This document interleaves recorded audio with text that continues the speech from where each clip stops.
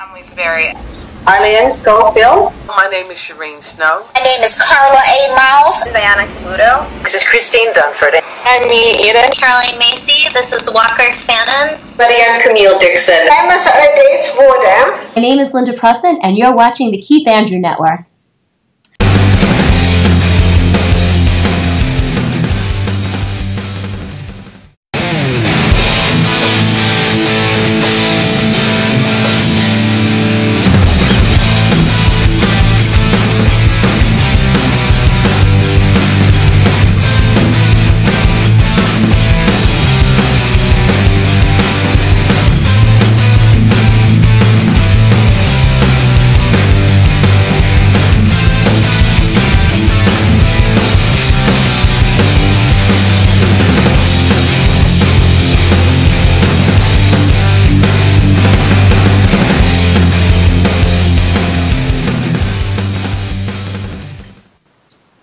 Ladies and gentlemen, welcome to the Keith Andrew Network. This is episode 439.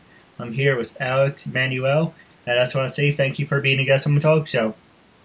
Sure. My pleasure. For a special half-hour edition, and that's how we got to do. Every interview is different. But for a half hour, you can say anything you want, freedom of speech, self-expression, and starting off, what can you tell us about yourself? I'm an actor and a musician and a producer. I live in New York City. Now, for people who are wondering what building you're standing on, and what is that, like the Empire State Building behind you, or is that the World Trade Tower? Behind me, I guess, would be the Freedom Tower. I'm on a rooftop in of my building, and I guess you can see the Freedom Tower looks like back there. That's nice. Yeah, I thought it would be better than sitting inside, right? It's true. Get some fresh air. Yeah, my hand might get tired though holding this phone, but you can always prop the phone up on something to make it easier. I could give it a shot. I don't know how I'm going to do that, but we can give it a shot. Well, with that being said, I'm going to ask you some easy questions and some hard-hitting ones, and I'll pass the show over to you. So the first question I was going to ask you, let's jump right into it, is you mentioned that you are an actor. Did you take acting classes, number one, and who influenced you to become an actor? Sorry, I'm just walking back over here. I don't see a place to really prop the phone up. But, yeah, I took plenty of classes in New York City and Massachusetts and Chicago. I decided to be an actor my senior year in high school. It was just sort of random. There was a casting for Death of a Salesman, and I had read it in English class, and I said I have to have this part. I'd never done any acting before. I just played in rock bands. And I got the part, and then I went to college, and I wanted to be an actor, but I got turned off to it. Sort of, I was more interested in playing music and doing art, and then I kind of did it and didn't do it off and on while I had a music career for a while, and then I've been steadily doing it for quite a bit right now. Who influenced me? I guess the people that I was interested in when I started off acting were Marlon Brando, James Dean, Jack Nicholson, actors like that. Now, for people who want to follow in your footsteps, what were some of your, let's actually combine this with the other question I was going to ask you. The next thing I'm going to ask you is social media. Can social media make you or break you? And the second part is that, with that being said, what social media sites have had a big influence on you that helped you get certain parts?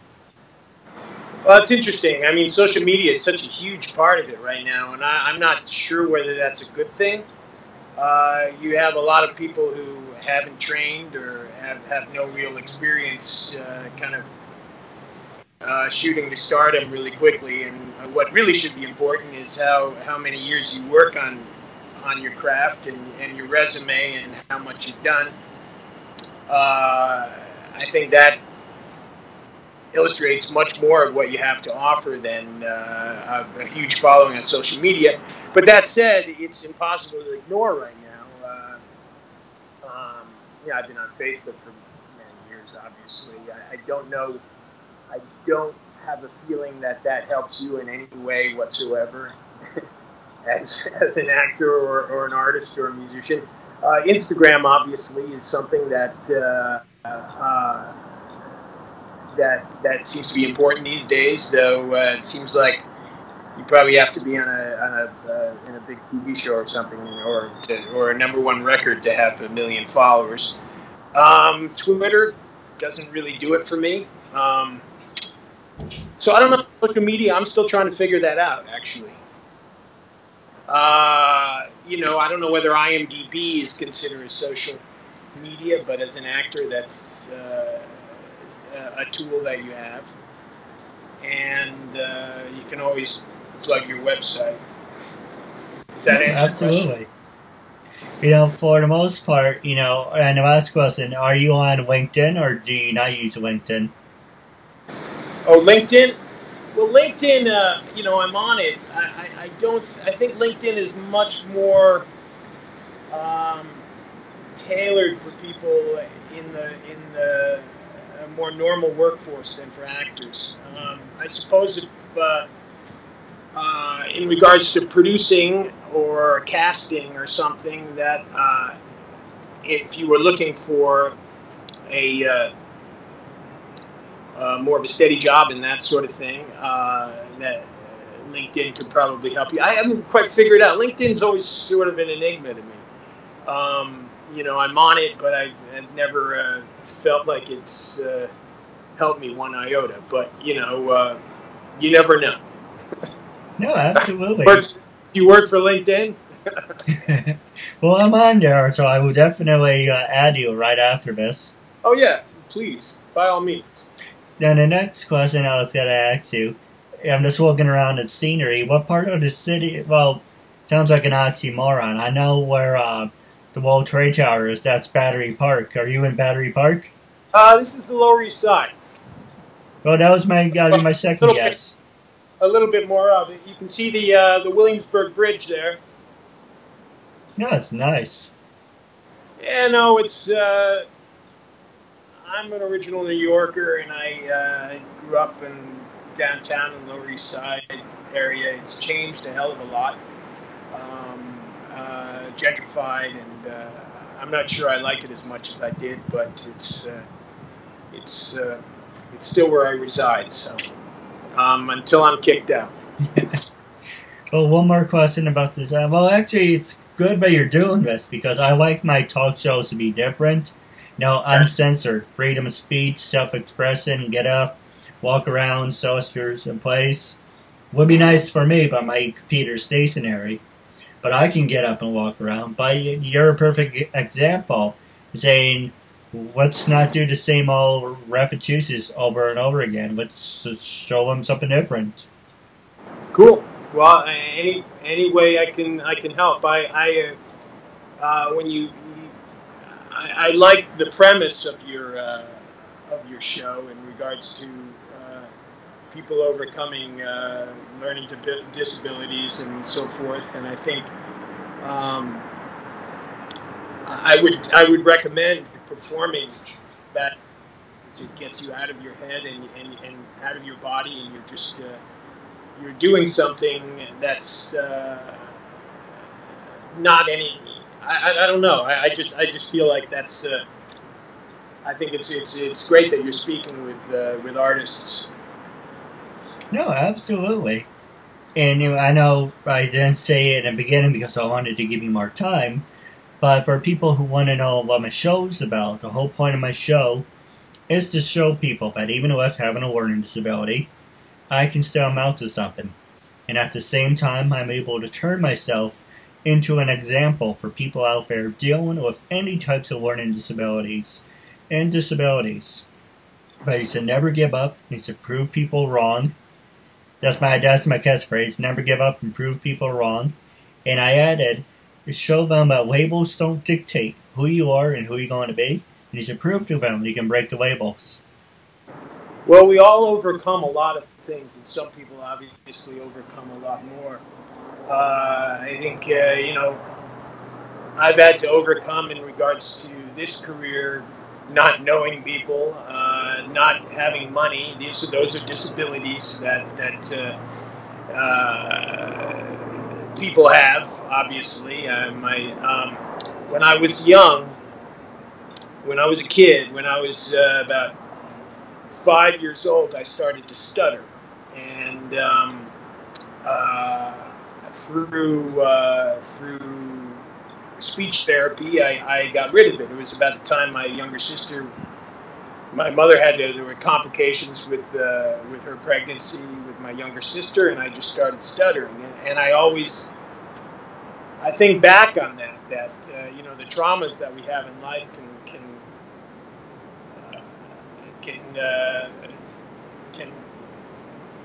be the onset of a specific disability. And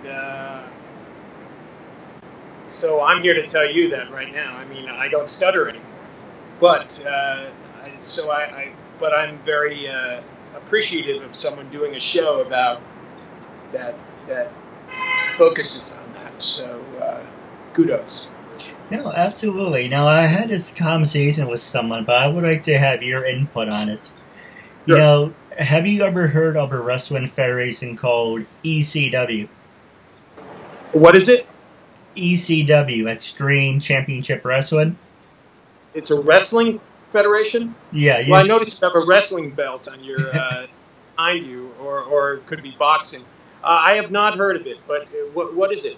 Oh, it's basically, back in the early 90s, there were competitions. There was the WWF, and I'm going to get to my belt in a second. It's the World Wrestling Federation, then it was WCW, then it was ECW. And so I befriended a couple of ECW wrestlers, like Raven, Justin Credible, and Bay Ragme, a couple other people. And they were nice enough to do the interview. But I was talking to one of them, and I guess it got him annoyed or whatever. It's part of my mannerisms that I rub people the wrong way because they don't I come out of left field. I don't do it deliberately. I mean, like sometimes, yeah, I do go on my way to piss someone off, but I don't do it on an everyday basis. And he said to me, and I said, I really don't care for ECW. And he said to me, and why are you interviewing, I know it sounds like an oxymoron, if you don't like ECW, then why are you interviewing ECW wrestlers? And I'm like, well, I like you, I like certain stars, I'm not really a diehard ECW fan, and it goes with the concept of my show.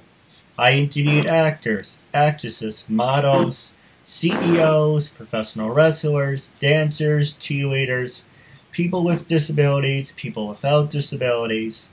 I interview everyone, and I like to give people the same opportunity. Well, that's great. I mean, I think that you have to keep an open mind about everything. Look, I don't like the Yankees.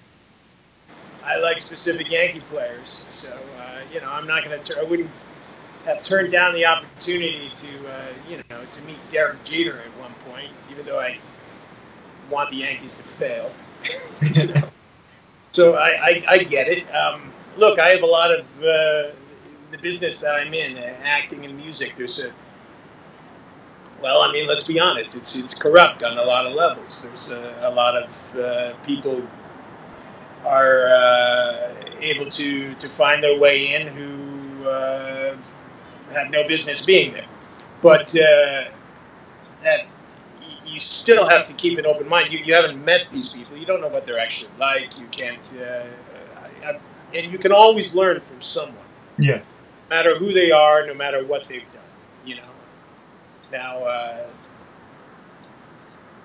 there's probably only one person on the planet that I probably wouldn't give the benefit of the doubt to, and that's our president, but we won't talk about that.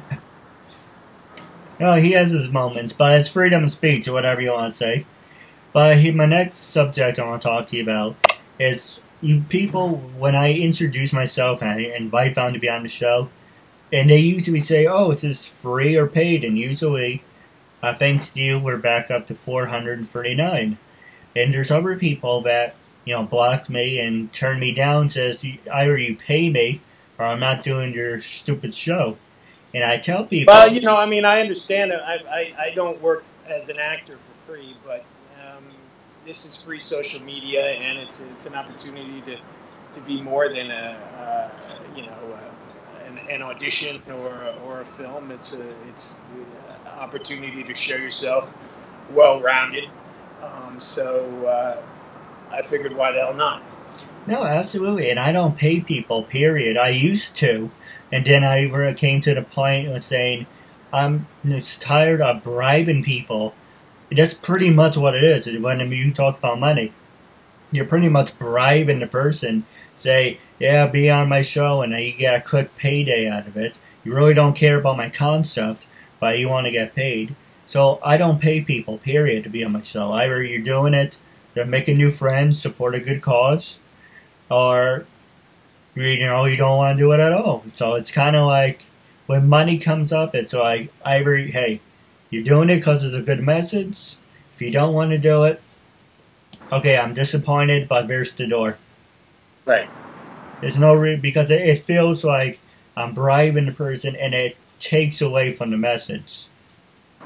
Like right now, for an example, we're doing this because, one, you're a good person, and also you're helping me support a good cause, support my message, and you're making a new friend out of it. Now, if money came into it, it's kind of like none of that would have really mattered. All what it mattered is money. Well, no, this money makes the world go round, and as much as I dislike that fact, there's no two ways around it. There's our country's at a point where it's at right now. The entertainment business is at a point where it's at right now because of greed and because of hoarding of money. And we have a horrible economic inequality problem in the United States that's of record proportions right now, and it's not getting any better. And I think anytime you have a chance to do anything for another person, it shouldn't be on the basis of whether you get paid or not. It should be. Obviously, we have to. I have to make a living. Yeah. At the same time, we're here to learn, to teach, to help each other, not just to make money off of each other. And I don't know how to get that out to people. Our business right now, so much of it is becomes sort of a pay to play type of thing that you can pay to meet people, and it's shameful, but it's not going away. It's like lobbyists. It's just the only thing that's trickled down from corrupt government is that sort of scenario where everybody's trying to get money from everybody else, and that's a shame. That's all I'm saying. It's Russo. Me, Mark Medley. Hi everybody, this is Mark Neely. Barry Papick. This is Peter Bruno. My name is Kyle Collier. This is Julio Santiago, better known as Dynamite. I'm Richard Epcar. Orange Chow. This is Kerrigan Mahan. This is Goldar. And we both support Keith Andrew. My name is Ron Wasserman, and I am supporting Keith Andrew and what he is doing, and you better do the same, or I'm going to come kick your ass. Don't worry about it. With the last 12 minutes left and counting, was there anything you want to talk about, anything you want to promote? This is your time, after all. Yeah, why not? So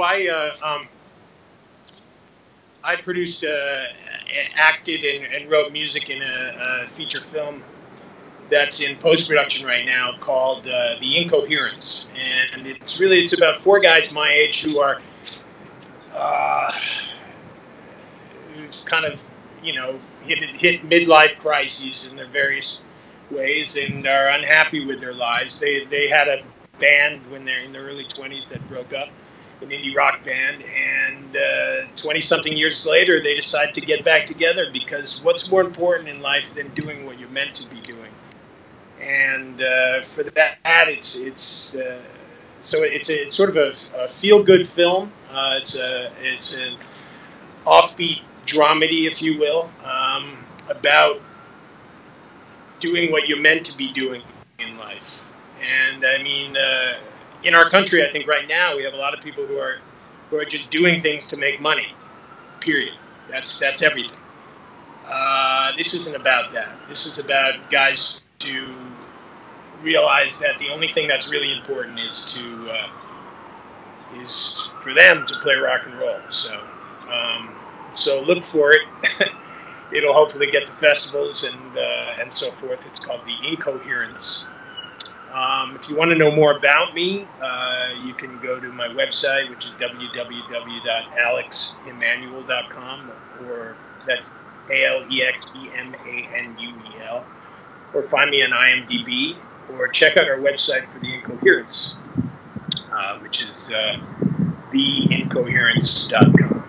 You can also follow me on Instagram if you like. It's _AlexEmanuel.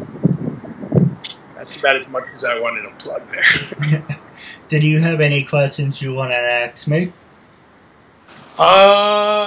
No, but just keep it up, man. It sounds like it's a good idea, and I hope I've been a decent guest. No, absolutely. You know, it's all about supporting a good cause and making a new friend out of it. And, you know, going back to, you know, ECW, yes, I'm not a big fan, but at the same time, there are certain people that stand out. It's like, I like to be friends with them.